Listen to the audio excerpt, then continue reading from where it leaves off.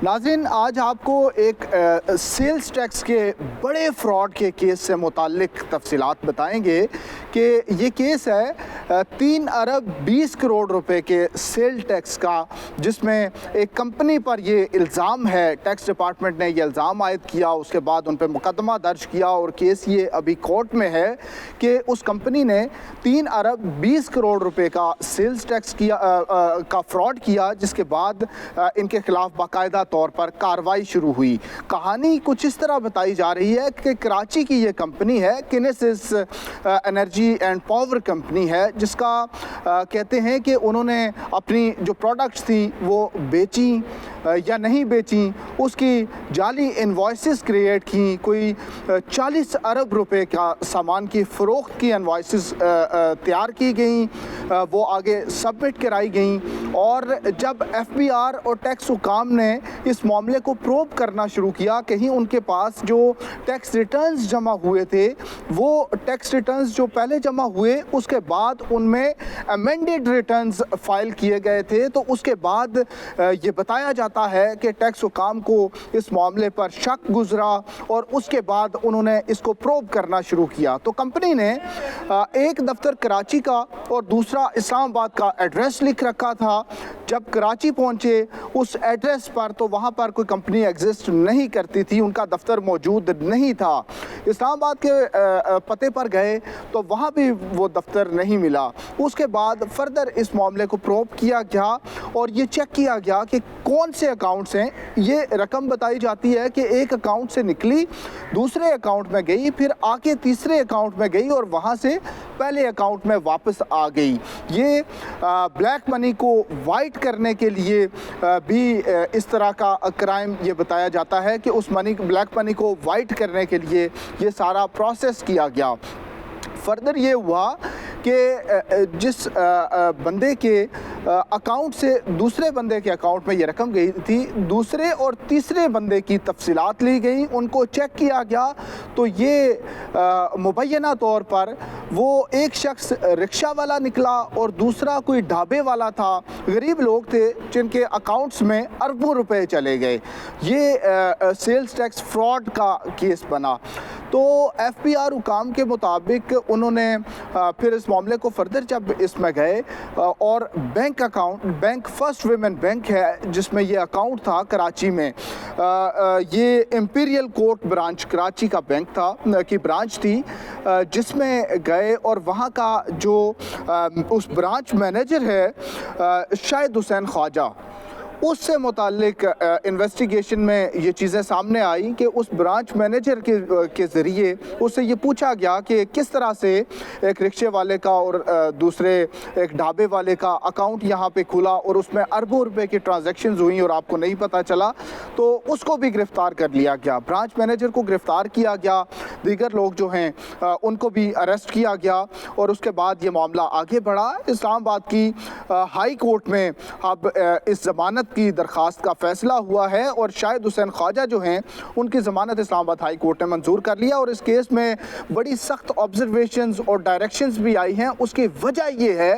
कि एक इतने बड़े सेल्स टैक्स फ्रॉड का जो केस बना, उसमें इदारे ने कानून के मुताबिक प्रोसेस को फॉलो करते हुए बाकायदा तौर पर कार्रवाई नहीं की और ये कार्रवाई कानून के मुताबिक ना होने की वजह से 3.2 बिलियन रुपए का जो फ्रॉड का केस है वो केस अब तकरीबन ख़त्म हो चुका है। इसमें ज़मानत का जो फ़ैसला है इसमें बहुत सारी चीज़ें सेटल कर दी गई हैं, उसकी तफसीलात आपको बताते हैं। इस्लामाबाद हाई कोर्ट के जस्टिस बाबर सत्तार ने यह फ़ैसला दिया है और 10 सफ़ात पर मुश्तमिल ज़मानत मंजूरी का फ़ैसला है। ये 3.2 बिलियन रुपए के केस में, फ्रॉड के केस में महज 100 रुपए के एवज़ ज़मानत मंजूर की गई है और उसकी वजह यह है कि अदालत ये समझती है, ये व्यू रखती है कि ये तमाम कार्रवाई जो थी ये कानून के मुताबिक नहीं हुई, खिलाफ कानून ये कार्रवाई हुई, इसलिए मुल्ज़िम को जो कैद में रखा गया, गिरफ्तारी के बाद ये तमाम कार्रवाई जो है ये उसके बुनियादी हुकूक की खिलाफ वर्जी है। Article 10A of the constitution जो है उसका हवाला अदालत ने दिया है और इस फैसले में ये लिखा गया है कि टैक्स हुकाम ने जो कार्रवाई की वो इख्तियार से तजावुज़ थी। इख्तियार से तजावुज़ करते हुए ये कार्रवाई की गई है और मज़ीद ये भी लिखा गया कि स्टेट ने इस मुल्ज़िम शाहिद हुसैन ख्वाजा के इस तमाम तर केस में मुलव्विस होने का कोई भी एविडेंस कोर्ट के सामने नहीं रखा और टैक्स डिपार्टमेंट ने टैक्स पेयर पर वाजिबुल अदा टैक्स जो होता है उसका तयन पहले करना होता है। ये पहले डिटरमिन होना होता है कि ABC जो भी है उसका इतना टैक्स बनता है और फिर उसने वो टैक्स अदा करना है और अगर वो टैक्स अदा नहीं करता तो फिर उसके खिलाफ क्रिमिनल प्रोसीडिंग इनिशिएट की जा सकती है। तो इस वजह से चूँकि ये प्रोसीजर अडॉप्ट नहीं हुआ इसलिए अदालत ने इस क्रिमिनल प्रोसीडिंग को इख्तियार से तजावुज़ करार दिया है और अदालत ने एक ताज इंटरनेशनल प्राइवेट लिमिटेड कंपनी के केस में लाहौर हाई कोर्ट का फ़ैसला है जिसका हवाला दिया कि लाहौर हाई कोर्ट ने सेल्स टैक्स एक्ट को मज़ीद इंटरप्रेट किया और अपने फ़ैसले में उसको बड़ा वाज़े कर दिया। टैक्स हुकाम को उस फैसले का इल्म था लेकिन उसे नज़रअंदाज करते हुए ये तमाम तार कार्रवाई की गई और ये कार्रवाई जो है ये इख्तियारात का नाजायज़ इस्तेमाल है और हुकाम ने इख्तियारात का नाजायज़ इस्तेमाल करते हुए दरख्वास्त गुजार के आज़ादी, वक़ार और बराबरी के जो बुनियादी आइनी हुकूक हैं उनकी खिलाफ वर्जी की या उन्हें मजरू किया। ये भी लिखा गया है कि ज़्यादा टैक्स जमा करने की कोशिश में अथॉरिटीज़ और टैक्स हुकाम ने तयशुदा कानून की खिलाफ वर्जी की। अब अदालत इसके बाद वो मजिस्ट्रेट जिसने मुल्ज़िम का जिस्मानी रिमांड दिया और उसके बाद ट्रायल कोर्ट जिस कोर्ट ने के जज ने मुल्ज़िम की ज़मानत की दरख्वास्त मुस्तरद की उनसे मुताल्लिक ये लिखा कि उनके ये फ़ैसले भी बाइसे शर्म हैं। यानी ये फ़ैसला जो है इस पे शर्म का मुकाम है। उसकी वजह ये लिखी गई कि मातहत अदालत ने बुनियादी आइनी हुकूक के तहफ़्फ़ुज़ जो कि उसकी अदालतों की ज़िम्मेदारी है इसका तहफ़्फ़ुज़ करना था लेकिन उन्होंने इसके बजाय टैक्स डिपार्टमेंट के गुमराह कुन इक़दामात की सताइश की। यानी टैक्स हुकाम ने बताया कि हमने इन अफराद को गिरफ़्तार किया, 3.2 बिलियन का टैक्स है उस पे उसकी एम्बेज़लमेंट हुई है तो उस पे हमने प्रोसीड किया। तो इस कार्रवाई को उन्होंने सराहा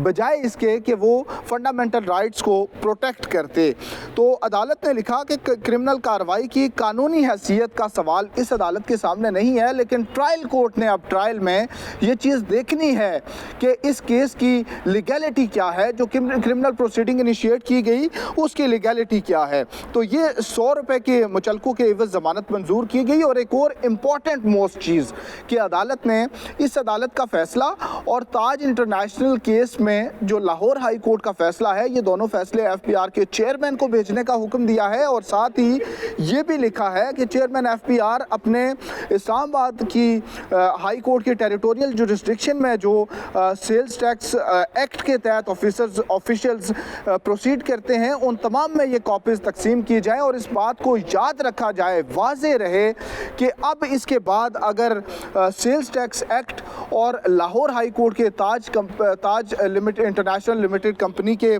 केस में दिए गए फैसले की अगर खिलाफ वर्जी हुई तो उसके पीनल कॉन्सिक्वेंसेस होंगे, उनके खिलाफ कार्रवाई शुरू की जाएगी। अगर कोई इन ब्रीच ऑफ दिस जजमेंट्स अगर कोई कार्रवाई की जाए। अदालत ने आखिर में ये लिखा कि ये याद रखना चाहिए कि पब्लिक ऑफिशियल्स को तफवीज़ करदा कानूनी और पुलिस जो इख्तियारात हैं उनका इस्तेमाल जो है वो एक एतमाद है अवाम का और उसको सख्ती से कानून के मुताबिक इस्तेमाल किया जाना चाहिए। तो अदालत ने ज़मानत मंजूर की, उसके साथ ये तमाम तर वजूहात भी लिखी कि क्यों इस फ़ैसले को ज़मानत मुस्तरद करने का फ़ैसला क्यों कलअदम करार दिया गया, क्यों ज़मानत मंजूर की गई और टैक्स हुकाम ने क्या इख्तियार से तजावुज़ किया था। ये तमाम तर चीज़ें सेटल करते हुए अदालत ने अब FBR को कानून के मुताबिक आइंदा कार्रवाई करने का हुक्म दिया है।